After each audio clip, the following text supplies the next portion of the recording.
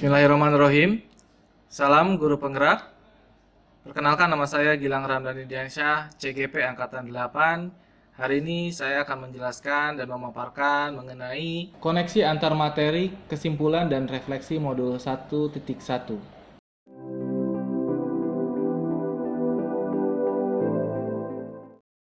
Sebelum mempelajari tentang filosofi pendidikan KHD, saya menganggap bahwa siswa bagaikan kertas kosong yang belum memiliki pengetahuan dan keterampilan apapun di dalam dirinya.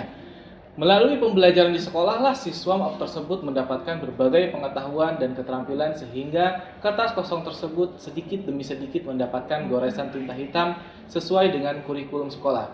Selain itu, saya menganggap bahwa guru merupakan peran yang mendominasi pembelajaran di kelas.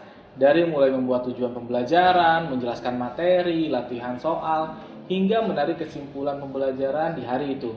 Saya percaya bahwa pembelajaran di kelas harus dilaksanakan sesuai tuntutan kurikulum. Tidak peduli murid telah siap menerima materi lanjutan atau tidak, melainkan cenderung mengejar materi yang harus dituntaskan dan akhirnya kembali kepada cara yang terpraktis, yaitu metode ceramah.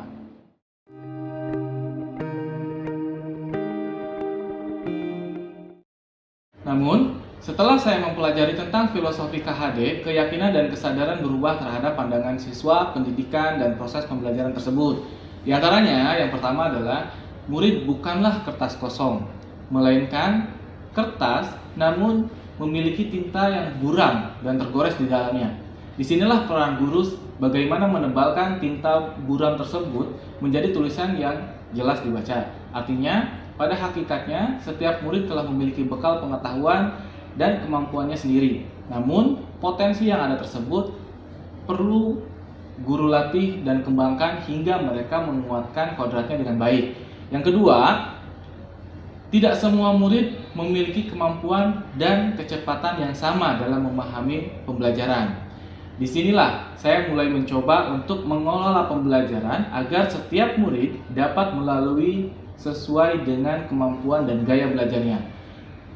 Memberi mereka ruang kreativitas dalam belajar yang berbeda, hingga akhirnya mereka menemukan sendiri arti merdeka belajar.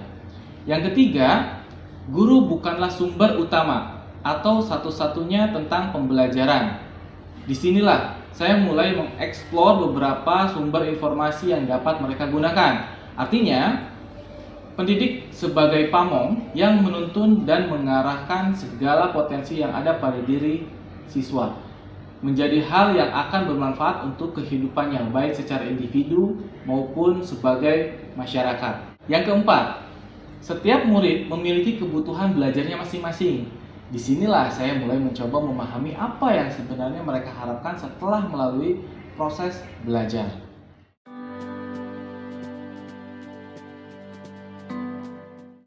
Beberapa hal atau langkah yang segera saya terapkan di kelas agar mencerminkan pemikiran KHD dengan baik, yaitu sebagai berikut. Yang pertama, melakukan asesmen diagnostik non-kognitif dan pemetaan potensi murid. Hal ini penting karena potensi dan kebutuhan murid belajar yang beraneka ragam. Hasil asesmen dapat saya gunakan sebagai acuan untuk menentukan strategi pembelajaran yang akan dilakukan. Tentunya, strategi pembelajaran yang berpihak pada murid. Yang kedua, menggali ide kreatif dan inovatif dari berbagai sumber. Saya sebagai guru harus aktif mencari pengetahuan dan pengalaman belajar untuk meningkatkan kualitas diri saya sebagai pendidik dan pengajar. Sehingga proses pembelajaran yang akan saya hadirkan di kelas tidak monoton, melainkan sesuai dengan kodrat alam dan kodrat zaman murid. Yang ketiga, mendesain dan menjalankan pembelajaran yang berpihak pada murid. Pembelajaran yang berpihak pada murid, salah satu cara yang akan saya lakukan yaitu memberikan kebebasan murid dalam menentukan gaya belajarnya, membangun sendiri pengetahuannya, dan secara aktif terlibat dalam kegiatan pembelajaran sehingga siswa memahami makna merdeka belajar yang seutuhnya.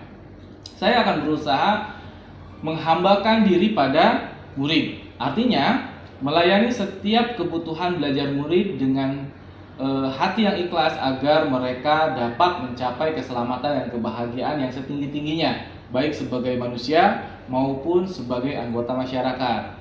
Yang keempat, melakukan evaluasi dan refleksi sebagai upaya perbaikan kualitas pendidikan dan pengajaran. Hal ini penting saya lakukan untuk mengetahui kekuatan dan kelemahan dari pembelajaran yang dilakukan. Kegiatan refleksi harus saya lakukan untuk setiap metode pembelajaran yang diberikan. Apakah sudah sesuai dengan kebutuhan murid atau belum? Selain poin-poin yang telah saya sebutkan di atas, saya juga akan melaksanakan pembiasaan positif guna menciptakan budi pekerti murid yang baik. Pembiasaan yang saya akan lakukan antara lain mewakili aktivitas pembelajaran dengan berdoa, menanyakan kabar, mendoakan hal yang baik untuk setiap murid, selalu memberikan apresiasi setiap proses belajar murid, selalu memberikan kata-kata positif atau sama lain, memberikan teladan, sikap, berani mengucapkan maaf ketika melakukan kesalahan, dan terima kasih untuk bantuan ataupun pujian. Refleksi diri saya tentang pemikiran KHD diharapkan dapat mendukung terwujudnya visi SMK Musik Perguruan Cikini, yaitu menjadi Center of Excellence di bidang pendidikan dalam mencetak generasi panutan yang amanah, berwawasan kebangsaan, Pancasilais, berbudi pekerti luhur, dan mandiri sesuai perkembangan zaman, dan menjaga keberlangsungan Yayasan Perguruan Cikini.